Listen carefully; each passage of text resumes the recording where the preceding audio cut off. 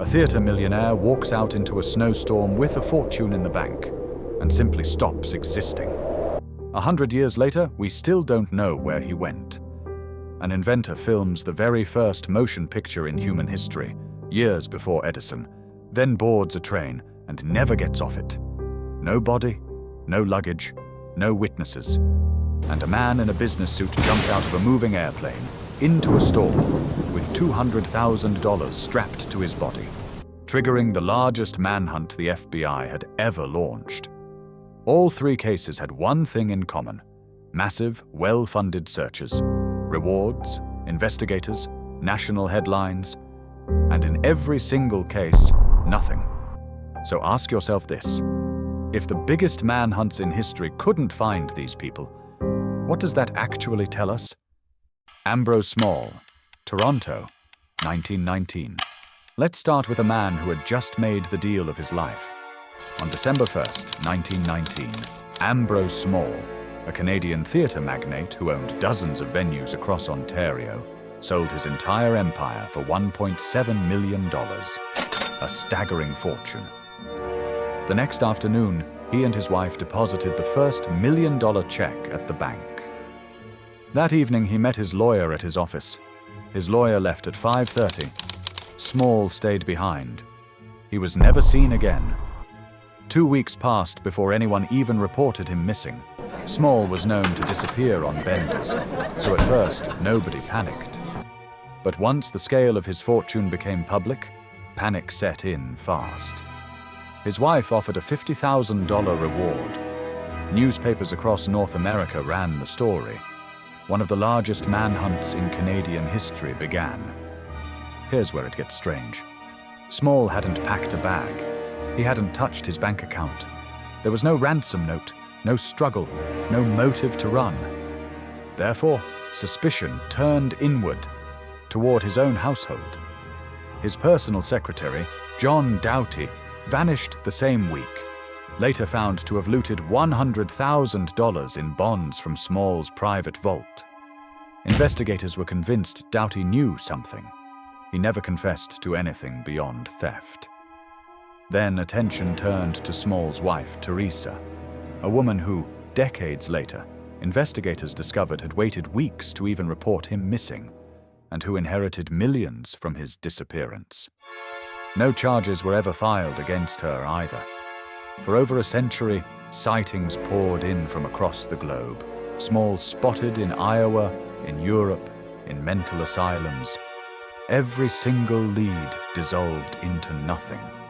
In 1960, Toronto police officially closed the file. 3 feet of paperwork. 0 answers. To this day, nobody knows if Ambrose Small was murdered, if he staged his own disappearance to escape a miserable marriage and a mountain of secrets, or if something else entirely happened in that empty office. What we do know is this: an entire nation searched for a millionaire who left everything behind, and somehow he was never seen again. Louis Leprince, France, 1890. Now a case where the stakes weren't money, they were history itself. In 1888, a French inventor named Louis Leprince did something nobody else on Earth had done. Using a single-lens camera of his own design, he filmed his family walking through a garden in Leeds, England. 2 seconds of grainy footage. The first moving picture ever captured, years before Thomas Edison, years before the Lumiere brothers. By 1890, Leprince was finally ready to go public. His wife had arranged a grand demonstration in New York that would introduce his invention and his name to the world. But first, he needed to visit his brother in Dijon, France. On September 16th, his brother walked him to the train station and watched him board a direct express to Paris. No stops, no transfers. When the train arrived in Paris, his friends were waiting on the platform. Leprince wasn't on it, not in his seat, not anywhere on the train, and neither was his luggage. French police and Scotland Yard launched an intensive search. They interviewed every passenger, every conductor, every witness at every station along that direct line. Nobody had seen anything. No struggle, no sighting, no trace. Theories multiplied for over a century. Some believed he took his own life, buried under debt and the pressure of a demonstration he feared would fail. And in 2003, a photograph resurfaced from Paris police archives, showing a drowned man pulled from the Seine that same year, bearing an eerie resemblance to Leprance. But others insist the body was too short to be him. And then there's the theory nobody can fully dismiss, that this wasn't an accident or a suicide, but something closer to a strategic disappearance. Because with Leprance gone, the field was suddenly wide open for a much more famous inventor to claim the spotlight. Here's the detail that makes that theory harder to laugh off.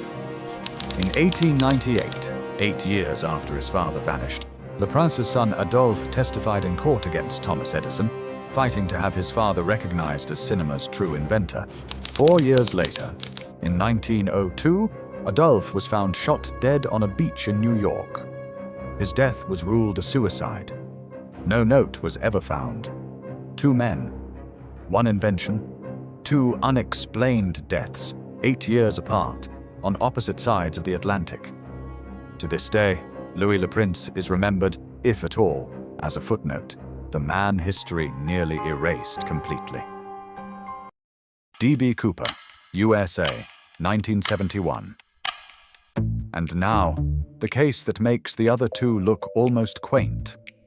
On November 24, 1971, a man calling himself Dan Cooper boarded Northwest Orient Flight 305 in Portland, ordered a bourbon, and calmly handed a flight attendant a note. He had a bomb. He wanted $200,000 in cash and 4 parachutes. He got them. After releasing all 36 passengers in Seattle, Cooper ordered the plane back into the air, heading toward Reno, flying low and slow, exactly as he'd instructed. Somewhere over the dense, storm-battered wilderness of the Pacific Northwest, wearing a business suit and no proper cold weather gear, he lowered the rear stairs of the Boeing 727 and jumped into the night. He was never seen again. What followed was the largest manhunt in FBI history at the time. Hundreds of agents, military search teams combing thousands of square miles of forest, mountains, and freezing rivers. The case, officially named Norjack, has never been closed. For years, there was nothing.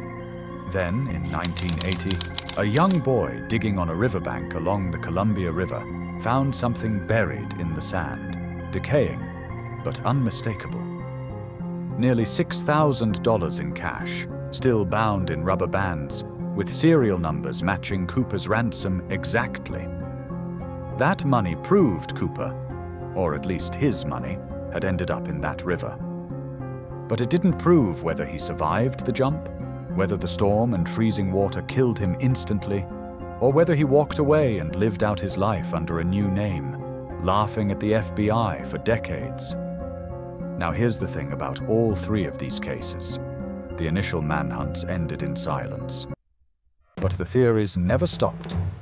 For Ambrose Small, a 1936 re-investigation by Ontario Provincial Police went further than anyone before it. The lead inspector became convinced Teresa Small and Secretary John Doughty had conspired together. Teresa as the mastermind, Doughty as the muscle. It was never made public at the time, and no charges were ever fired. To this day, it remains a theory, not a verdict. For Louis Leprince, the theories only got stranger with time. Decades later, a diary entry attributed to Thomas Edison himself surfaced, allegedly referencing Leprince's disappearance in unsettling terms. Historians remain deeply divided on whether that entry is authentic or a modern fabrication. But the fact that the theory even exists tells you how badly people have wanted an answer for over a century. And for D.B. Cooper, the FBI investigated over 1,000 suspects before officially suspending the case in 2016. Names like Richard McCoy Jr., Kenneth Christiansen, and Robert Rackstraw were each, at different points, considered strong possibilities, and each was eventually cleared or left unproven. Even now, independent researchers comb through old evidence, convinced the FBI missed something.